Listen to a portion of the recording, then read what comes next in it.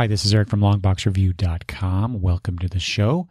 Today I'm going to talk about 3 trades that I've read recently that I rather enjoyed. One of them is going to be Agents of Atlas, the complete collection from Marvel Comics. And then next up will be Mystik U from DC Comics. And then finally from Dynamite is the Switch Electricia. Keep in mind that I might be talking about things that are potential spoilers or actually might spoil the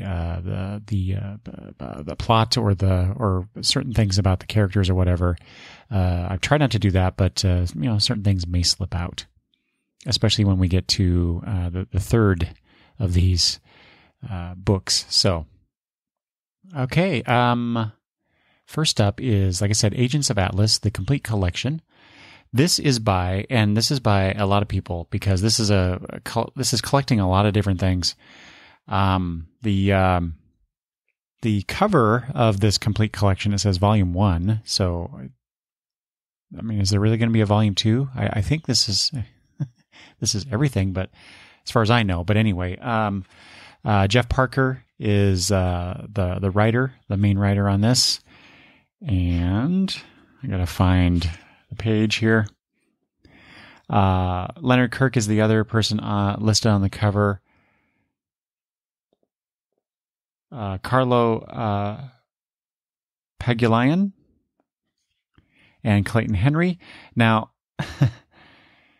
there's a lot more people involved in this. I'm not going to go into every person because there's a lot of different creators on here, but those are the main ones. This does, however, collect a lot of different things. The first miniseries from 2006, there were 6 issues of that. This also has something from X-Men First Class, number 8, Wolverine, Agent of Atlas, Agents of Atlas, number 1 through 5 from 2009, What If, issue number 9 from 1977, Agents of Atlas, Menace from Space, material from Spider-Man Family from 2007, number 4, Secret Invasion, Who Do You Trust? Dark Reign, New Nation, Marvel Mystery Comics number 82, Venus number 1, Marvel Boy from 1950 number 1, Men's Adventures number 26, Menace number 11, and Yellow Claw number 1. That's a lot of stuff. This is, let's see here. So this came out, I did not write down when it came out. And boy, let me tell you, the copyright page or the credits page in this, the way that it is colored, the way the kind of like the background graphic is, it makes it really hard to read, and the print is really small. I think it says the first printing is 2018, which that makes a whole lot of sense since I just read this recently, so I assume it came out this year. In 2018, I mean. So, I first encountered the Agents of Atlas. Well, let's see.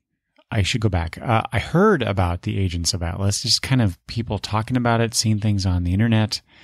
And I heard, my sense of the Agents of Atlas was that it was a really good book. And I kept meaning to, seek it out and experience it for myself. But I didn't do that until, I don't know, I think about a couple of years ago. This is when our local Hastings entertainment store was going out of business. And so they were selling off everything, including their trades and other comics. And I picked up the second miniseries from 2009, which was the Dark Reign trade. So it was labeled with the Dark Reign trade dress, but it was from the second miniseries. And I read that, and I really liked it. Really enjoyed it. I thought it was really, really good. And so I decided when I saw that this complete collection was solicited, I was going to get it, even though it contains 5 issues of something that I've already read. But I wanted to read everything else because I really like these characters and I really like this idea. So I picked this up, but this is the solicitation from I believe I believe this is from previews, or this is what appeared in previews. I don't know. I went online and I found the solicitation text. So anyway, this is what it says. The spy, the spaceman, the goddess, the robot, the gorilla. During the 1950s, FBI agent Jimmy Woo forged a handful of unlikely heroes into a team of espionage operatives. Now, half a century later, the Agents of Atlas return to take the Marvel Universe by storm. Woo, Marvel Boy, Venus, the Human Robot, and Gorilla Man battle the Yellow Claw, face down Norman Osborn's Dark Reign, and encounter Spider-Man, Wolverine, and the X-Men. Plus, the Agents' amazing Atlas-era debuts. So that's what all those issues that I listed at the end of the collection list is really about. And that was a treat. Being able to read those, as it says, Atlas-era debuts, boy, that was interesting. I think I enjoyed the most Venus #1 out of all this stuff. But it was neat to see, or to connect to these characters' past, which I don't believe has been negated by anything that was in these the more recent stuff, but certainly updated for sure. Anyway, once I got this complete collection, I read through it very eagerly, and I have to say, out of all the stuff in here, besides, like I just said, the old stuff is interesting to read, but it's really the two main miniseries from 2006 and 2009, respectively, that give you the most bang for the buck. At least for me, it's the stuff that I I enjoyed the most. This book kind of gives me this team book gives me a bit of a planetary vibe, if you're familiar with that work. But what it does is it ties the Marvel history to the more modern Marvel universe, at least the Marvel universe of the late 2000s, or mid to late 2000s anyway. And I don't know, I really like the way that they did a lot of, set things in the modern day, but then they would go and do these flashbacks, like to the 50s. There was a story in I forget which miniseries it was, but it touched on something that happened, I believe anyway. It touched on something that happened, or at least could have happened, in say the 1950s Marvel Boy stuff. So I thought that was kind of neat. However, despite the inclusion of these characters in other books, such as Spider-Man Family, the Wolverine thing, and the X-Men, what it is? Oh yeah, X-Men First Class. For my money, they could have left those things out, because the characters were incidental to what was going on to, the main characters of the other titles. While it was neat to see these other Wolverine, the X-Men, Spider-Man interact with these characters, it didn't really contribute anything to the larger team narrative, I guess. The what if story that I mentioned before shows us what if the Avengers had been formed in the 1950s, and this was the genesis for this concept. Jeff Parker kind of took that story and ran with it, which is a good thing, because I really like Jimmy Woo, which was, he's the grounded character, the one that kind of, or the glue of the team. Kinds of brings them all together and keeps them together. You've got Namora, ties to Namor and Atlantis in the Marvel Universe. Now they talk about Marvel Boy specifically, but in the story, in universe, he, at least in the modern day, he prefers to be called the Uranian,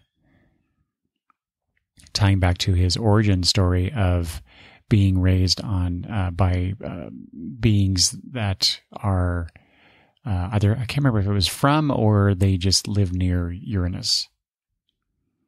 I mentioned Venus before.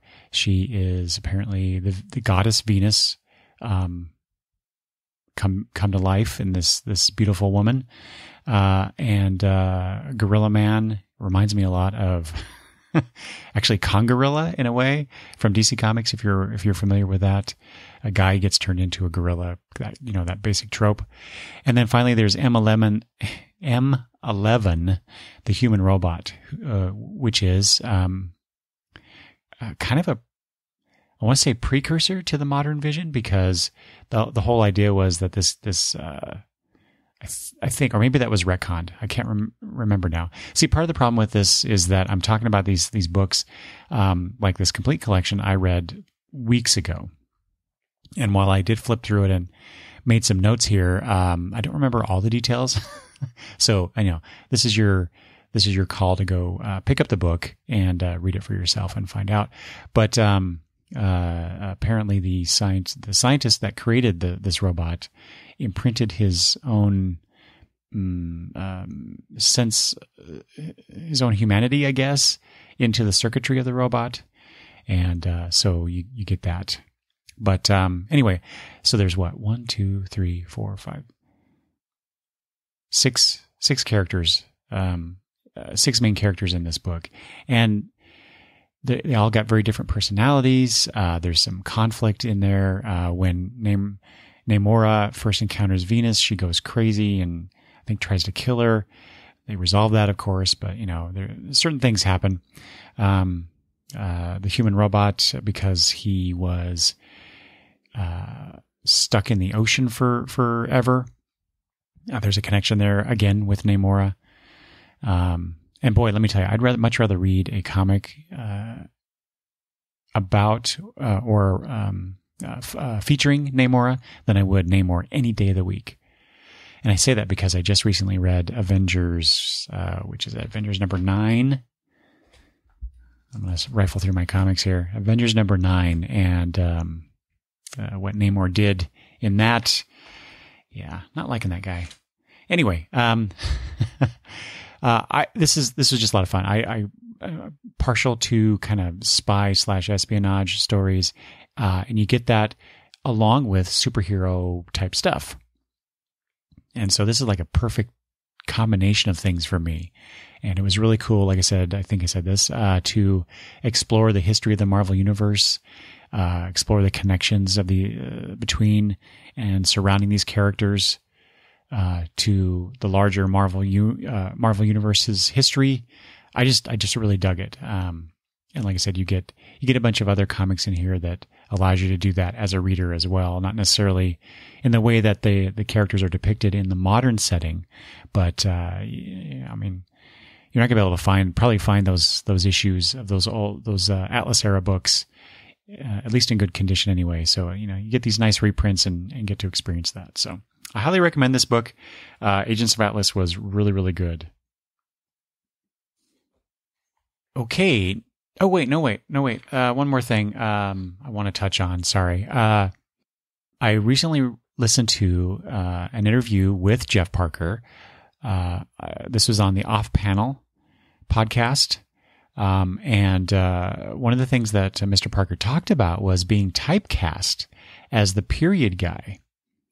And so, he had a couple successful, well, I think they are, successful miniseries involving these characters that he brought together and revitalized.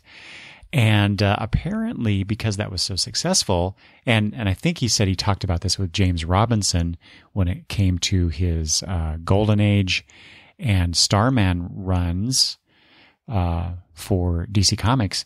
Was it James Robinson or was it Darwin Cook? I think it was Darwin Cook.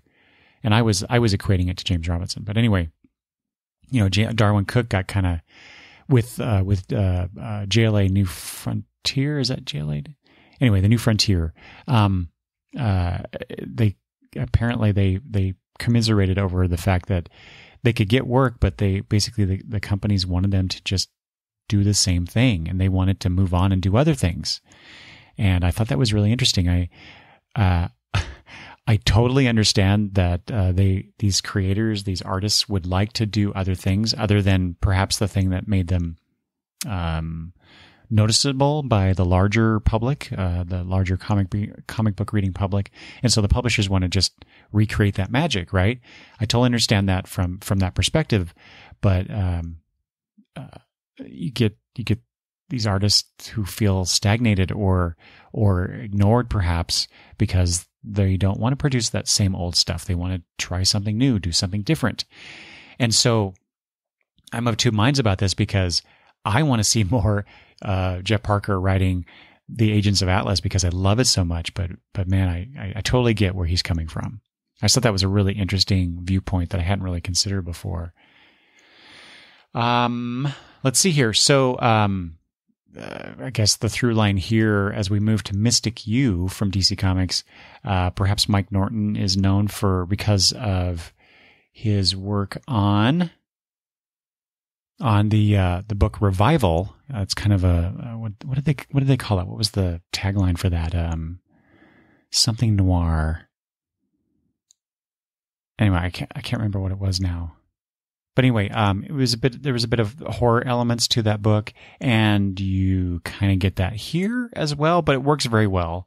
I'll let you know. Anyway, this is by Alyssa Whitney, who's the writer, Mike Norton, as I said, as the artist, and Jordi Belair, colorist, with Darren Bennett as the letterer.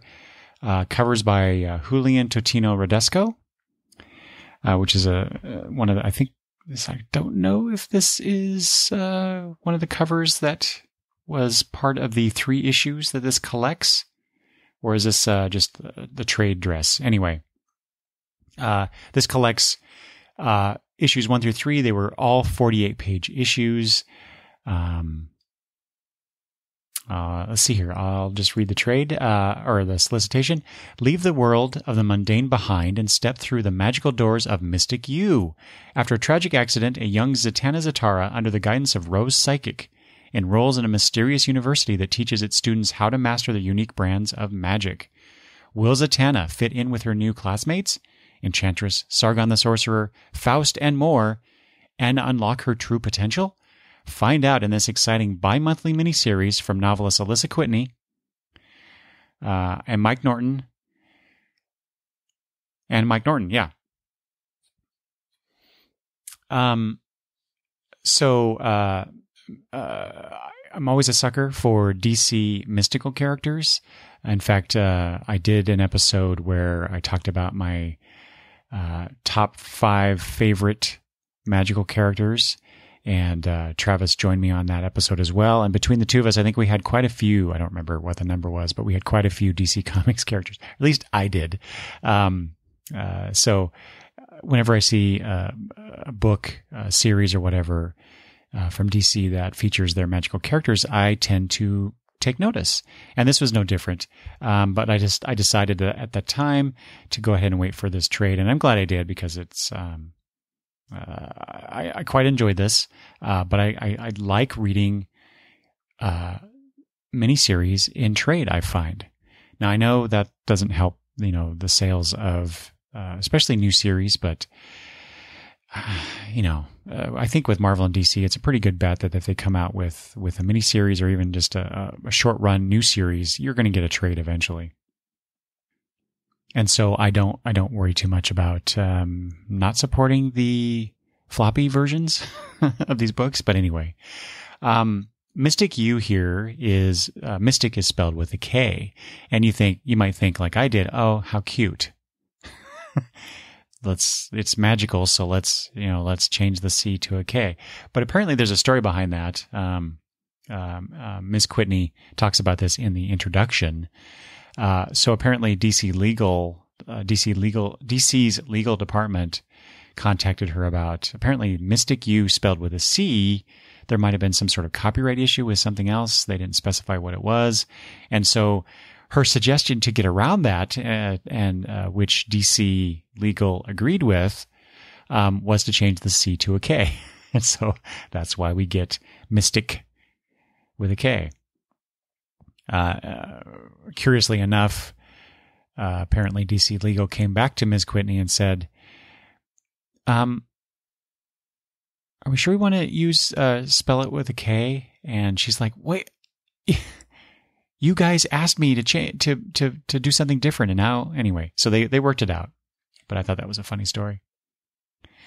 This story features primarily the following characters. Not all there are. I mean, there are a bunch of other characters in this book, of course, that are named. I decided not to name everybody. These are the main ones. Besides Zatanna, who's featured very prominently on the cover, there's also Sebastian Faust. He's the son of Felix Faust, I think the son. Anyway, new character Pia Morales, and Sargon the Sorcerer this time though is David Sargon. I hope I pronounced that correctly. So basically, it's a new version of this character. We also have June Moon / Enchantress, Plop, which was inspired by the DC Comics magazine of the same name. And Ms. Whitney wanted to somehow incorporate that magazine, that feel that she had from that book into this book. And so she came up with this character called Plop, which is this kind of like this protoplasmic cyclopean creature, which was kind of neat visually.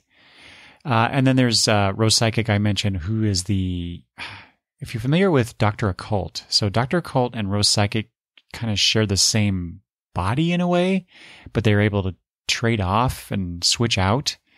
But they have very different personalities, very different motivations.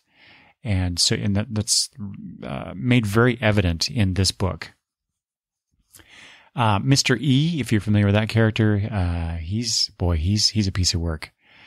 If you're not familiar with Mr. E, go look him up because, man, he is a bad dude. And then finally, while she's only in a couple scenes, I feel obligated because I like her so much.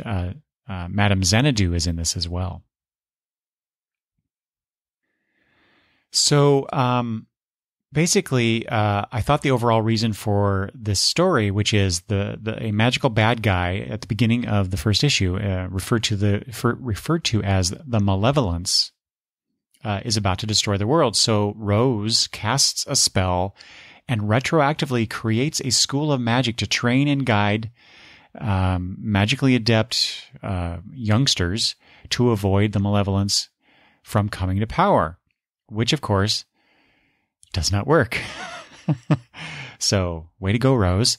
But I thought that story was perhaps stretched a little thin over these 3 48-page issues.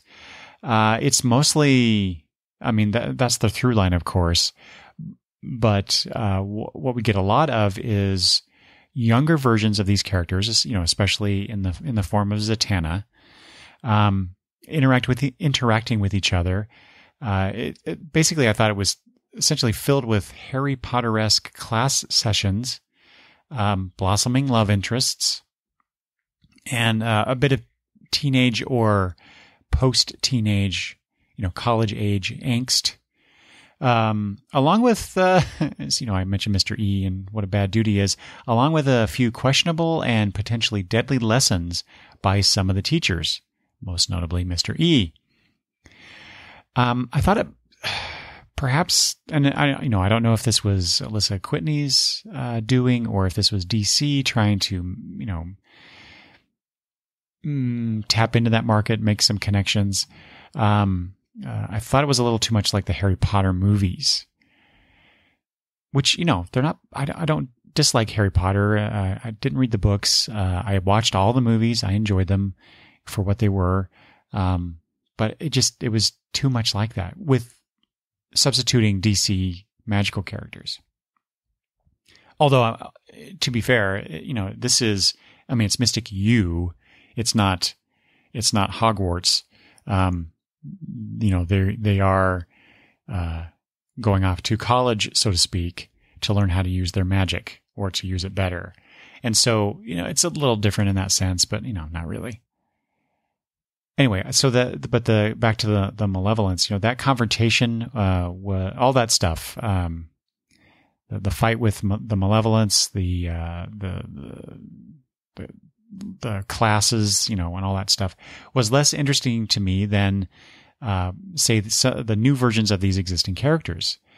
I basically, essentially love reinterpretations of characters and concepts. It's that whole what if / Elseworlds thing. You give me a story where you're examining this existing and established character in a new light, with new circumstances. I'm just a sucker for those. And so I really enjoyed this reimagining of these characters. I did encounter some less than, positive feedback about this book. But I enjoyed it. Like I said, you get a younger Zatanna who's dealing with the apparent death of her father, ostensibly because of something she did. So there's that guilt mixed in with it. And that's one of the things, that's one of my criticisms about this, is that they introduce that and they play with it a tiny bit, but not enough. I'll come back to that though. Then you get, I was not all that familiar with Sebastian Faust. I think I remember encountering this character somewhere, but I don't really recall.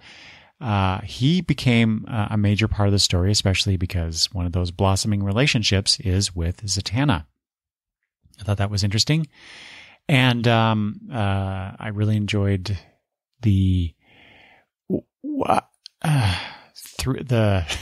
three-way romance between Sargon and June Moon / Enchantress, because he would hang out with both those young women, and they would.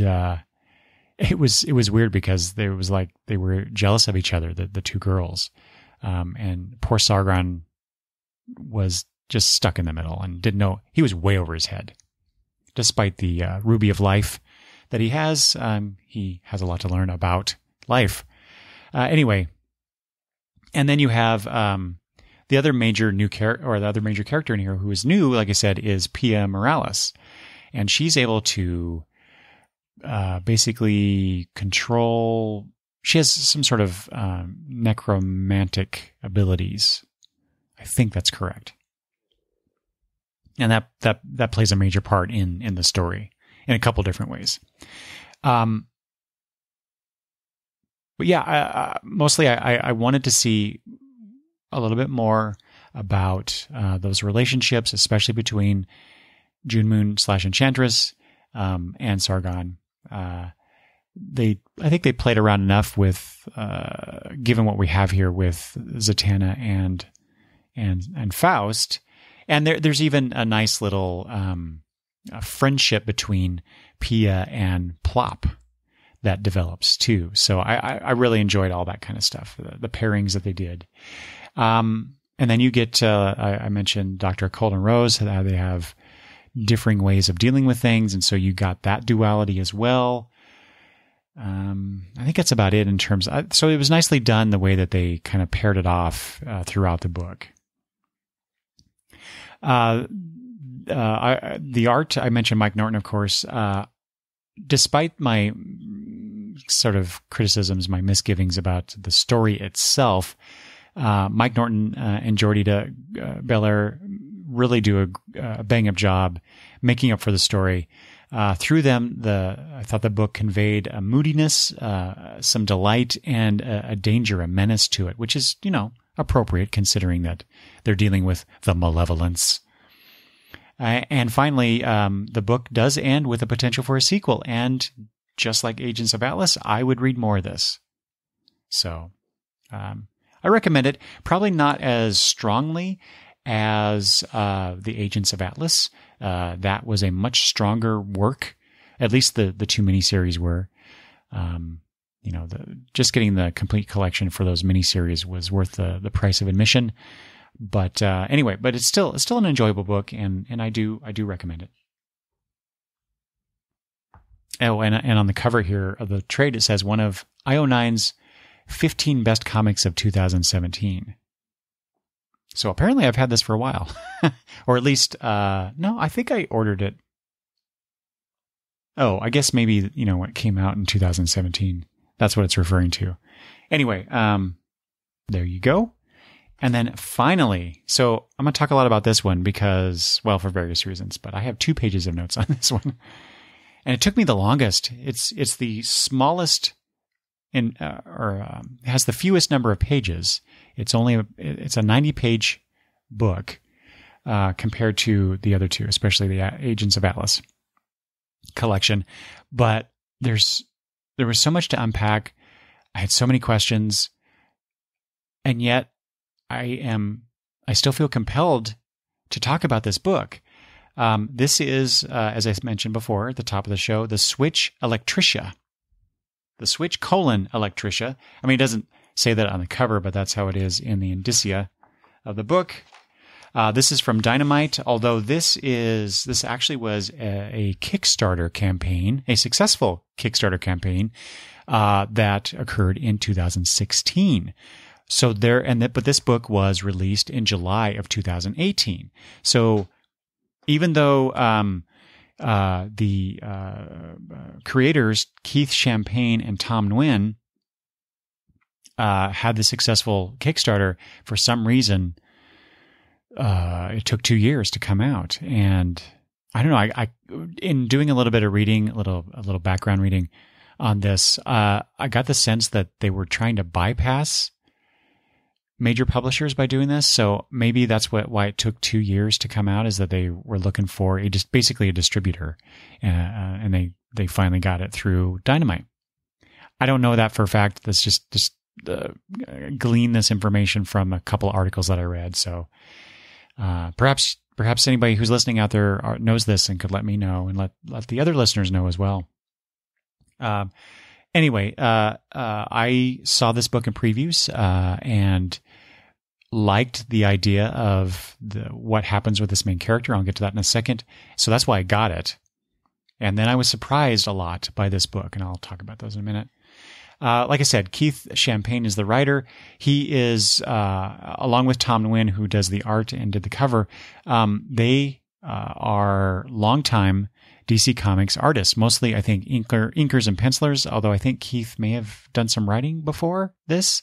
But they got together. Apparently, they've been friends for a while, and this was the concept that they decided on with for their Kickstarter. And then they got Rob Miller to do colors with Bill Tortellini, yes, who did the letters and design. So, as I said, it's a 90-page original graphic novel. It's a hardcover because they made their Kickstarter goals to make it a hardcover. They talked about an 80-page book, but apparently they went over their stretch goals, and I guess maybe were able to make it. It's actually 90 story pages. I think the book is like 96 or 98 pages total pages in the hardcover, but it's 90 story pages.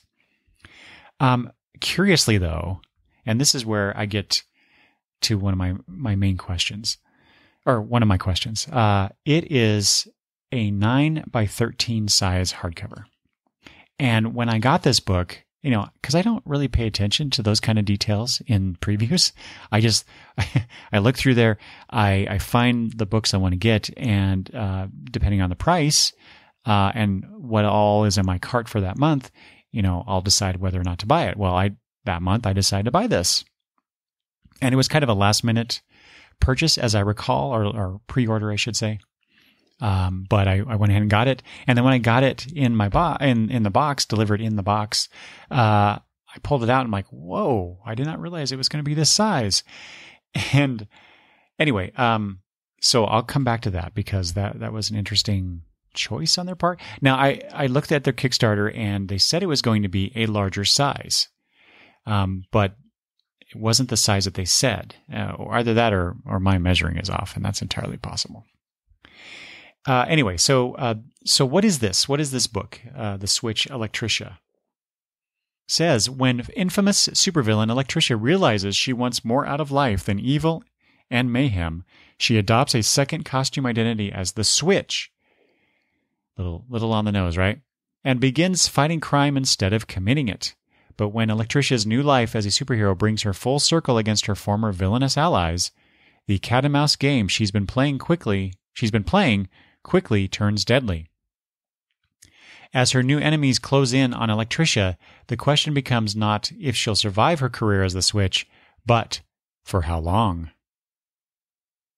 Okay, so it was that that villain turned hero type story that pulled me in. That's what made me get this. But until I was doing notes for this, I didn't realize that Keith Champagne had worked with Peter Tomasi on the 12-issue series for DC Comics called The Mighty.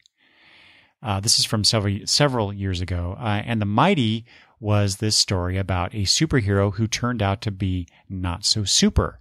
So if you do, you flip that around, do the inverse, you kind of get this story. So that made a lot of sense to me that Champagne wanted to play with that idea. And there was nothing in any of the interviews that I saw that suggested that he took direct inspiration from his work on that book, on The Mighty, to do this. But I don't know. To me, it seems kind of obvious why he might have been telling this story. So first off, there is a ton of characters in this book. And usually to me, that's not a very good sign for something new, because if you throw a bunch of new characters at a new reader, even one who, like me, who's been reading for decades, that could be problematic. But they, I think, managed to pull it off in a couple of different ways, but they probably could have pared it down a little bit because some of these characters were really superfluous. There we go. So basically, the story opens up with the villains, and they're called their group is called the Murderers Row. And on pages, I think it was 14, 15, if my notes are correct, there's this group shot identifying all of the villains that appear in this story. And those are Electricia, that's her villain name. Later she becomes the Switch 2. Loverboy, who is... Electricia, you can kind of guess from her name, she has electrical powers. If you look at the cover, it's quite obvious. Which, by the way, I like this design. The outfit she's wearing is kind of... looks like electrified energy that covers her, although it's very bikini-esque in design. And that and her hair and her gloves and boots, it's all this kind of lightish blue, and her skin is this kind of silver color, which I thought that was pretty neat design. Anyway, Loverboy, who seems to be the leader of this Murderers Row group, he has basically has the Purple Man's powers. Basically, he tells you to do something, and you do it. In this case, though, Loverboy, his eyes usually, when he's shown using that ability, glow this bright red, so that you know as the reader what's going on. There is also Dr. Hate, which is an 80-year-old criminal mastermind that is trapped in the body of a purple cat. Because Dr. Hate is trapped in this cat's body, somehow, some way, we're not told the origin of this, but for the last 5 years, he's been cared for by Electricia. And I'll say right now, I love the relationship between those two. The scenes between those two, there's one in particular that is just really tickles me. It's just really funny, and I appreciated the bits of humor that they throw in here. They don't seem gratuitous. It does help to balance out kind of the heaviness of some of the things that are introduced in this book. So I did appreciate that. There's also Interstellar, who his name is Zach, but he appears to be like about a 12-year-old who is possessed by an ancient space god, and his abilities are not as well defined in this book, but he primarily can teleport long distances. He can wields destructive energy, I guess, too. And I'll also note too, on the first page, yeah, page 1 of this book. He's drawn the way that Interstellar is drawn. His face looks almost exactly like this kid I knew in high school. It's really weird, but I may have to take a picture of that and send it to that guy and see what he thinks. There's also the Moss. He's kind of like, he's a big, strong, hulking. He's kind of like but he's kind of like a cross between the Hulk and Swamp Thing. He's got moss basically growing off of his arms and legs. He's kind of he's shown to be plant-based. His quirk, he talks a lot in this, or not a lot, but when he does talk, he puts like his name, the Moss.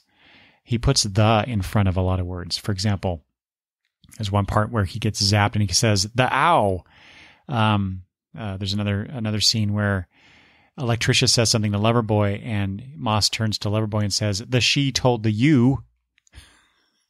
I mean, that could get really annoying very quickly, but fortunately they don't overuse it.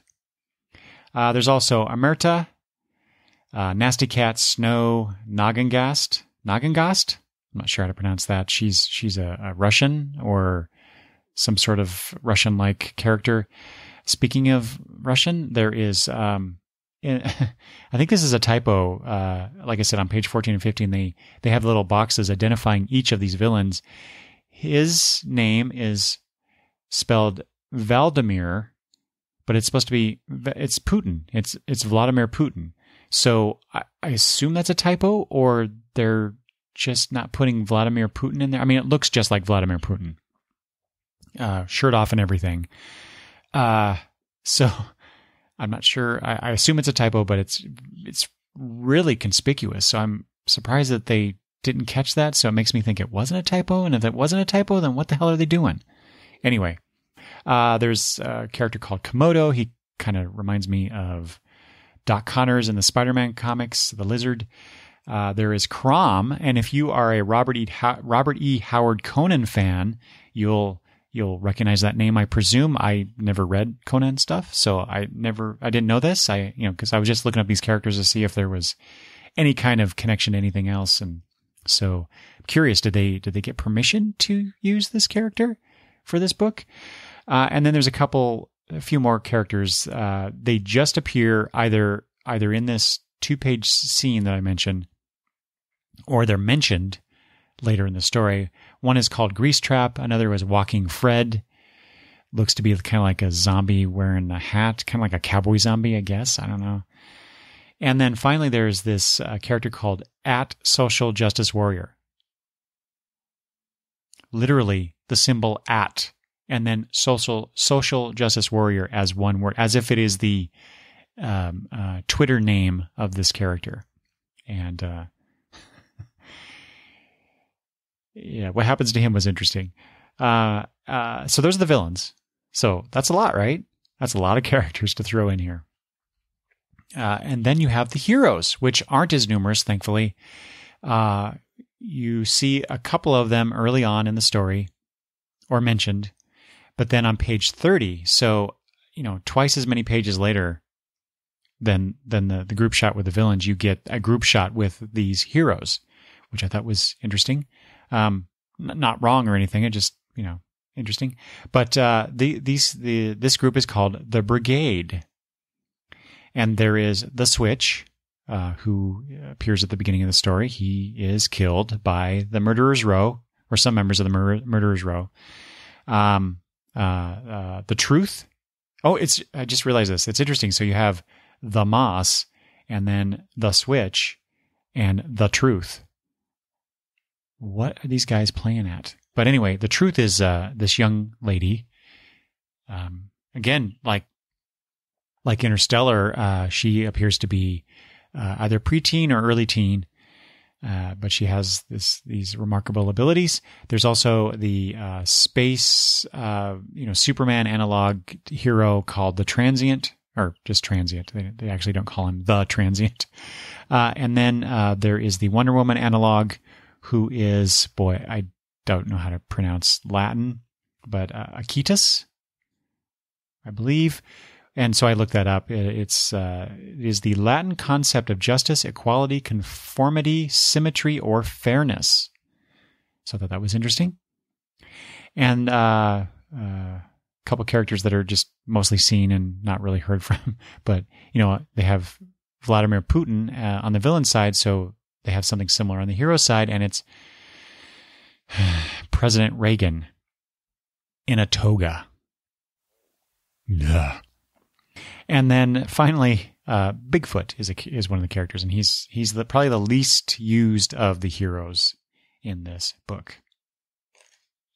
A toga. Okay. Anyway, so like I said, I really was intrigued by this villain turned hero concept. I'm a sucker for a redemption story. I also like to get the oddball superhero comic and support new stuff that isn't from Marvel and DC. So that was another draw for me to get this book. But generally speaking, while I liked a lot of the characters or their designs, some of these were basically just names and designs. They didn't really have much to do in here. The build up to the switch. See what they did there? See what I did there?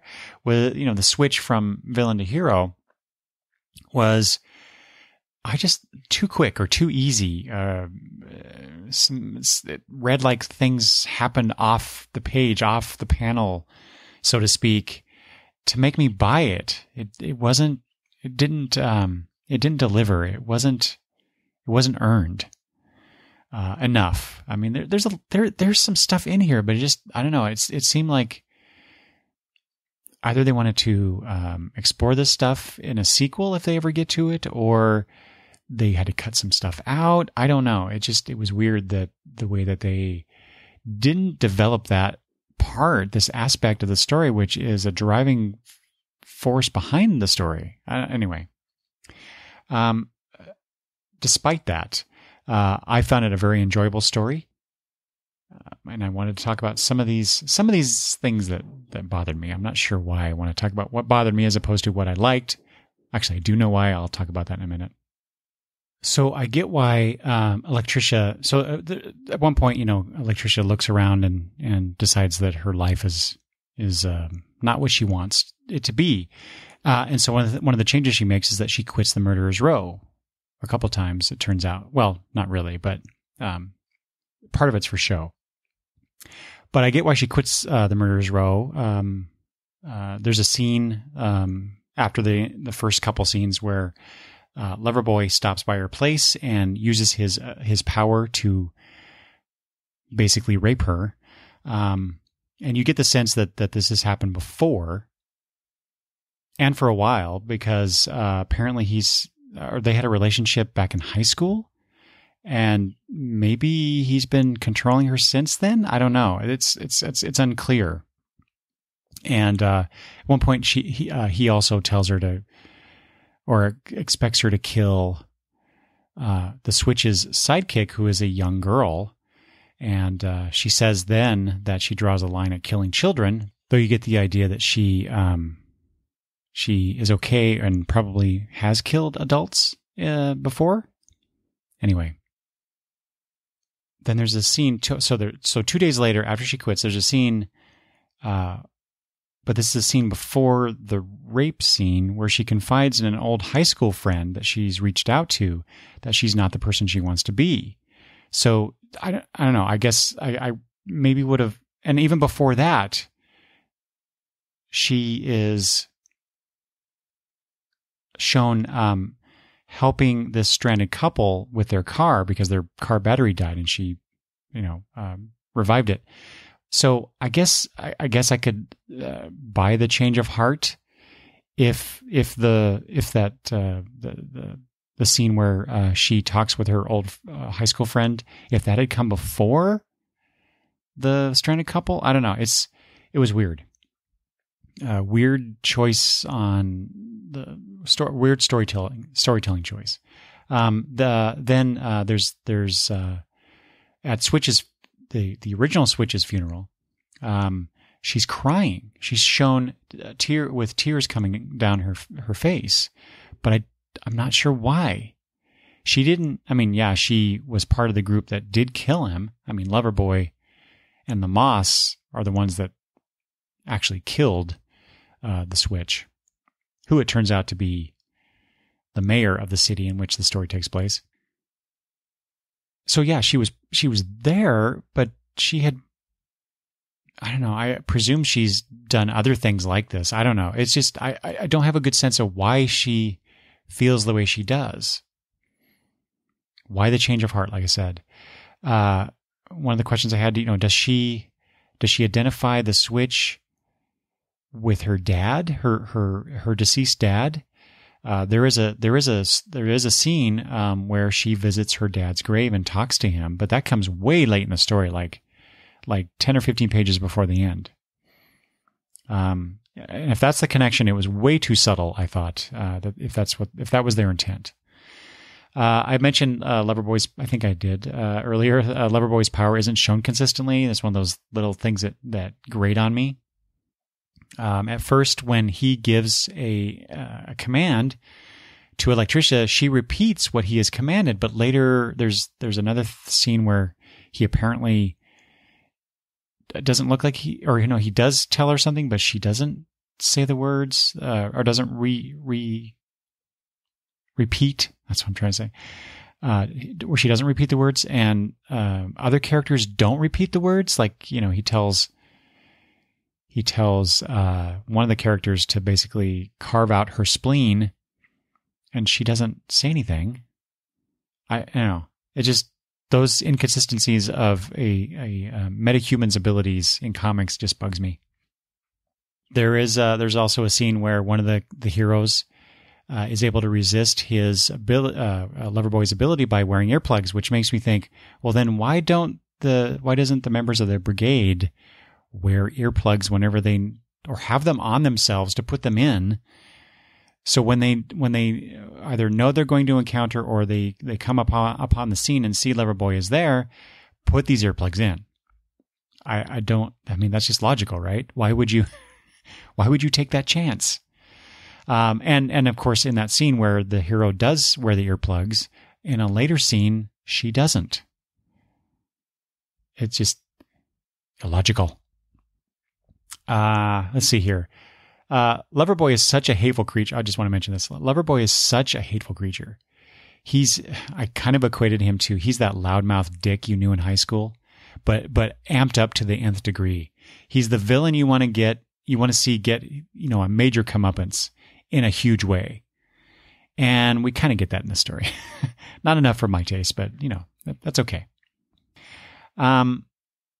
So anyway, those are just some of the things that kind of bugged me about the story. I mentioned the size of the book. I want to talk about that here in a second. I will say the art is not bad. I wouldn't say it's great.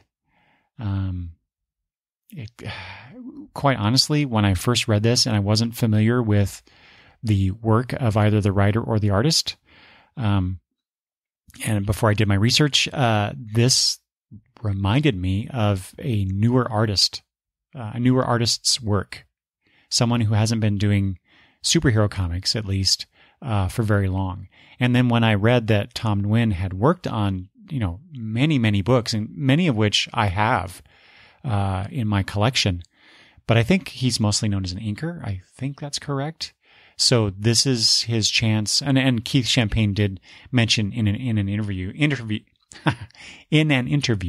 that perhaps because of this work that they did together, that he will become too big. Tom Nguyen will, too big to work with Keith down the road.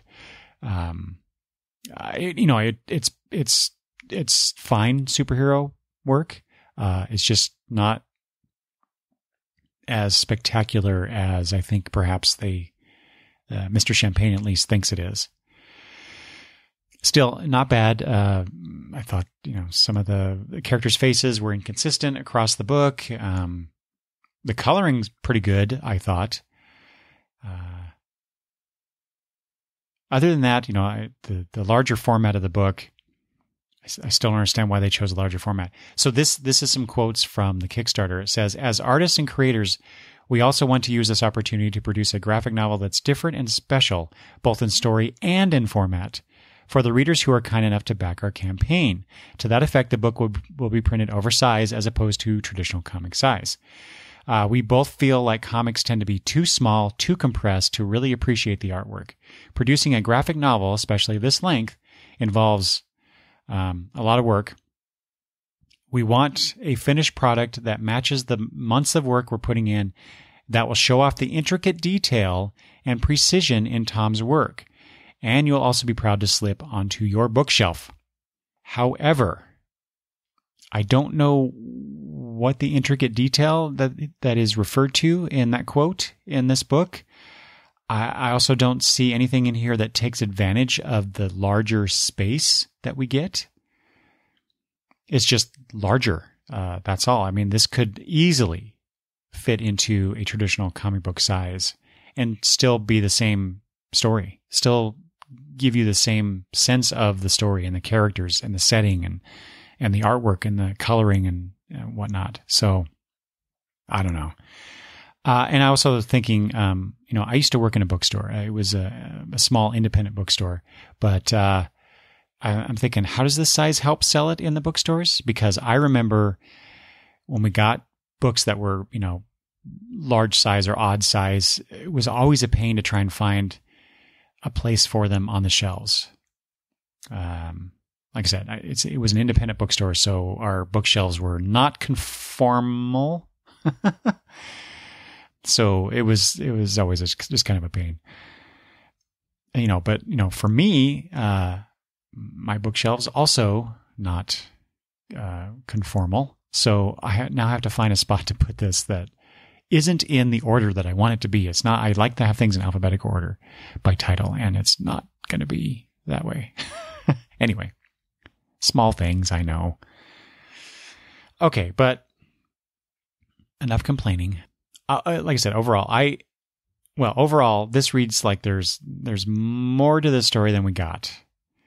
I thought at first it was because of the way it was funded, but it was more than fully funded to do this. Like I said, they were going to do 80 pages if they got to a certain point. They got more than that, and we got a 90-page book.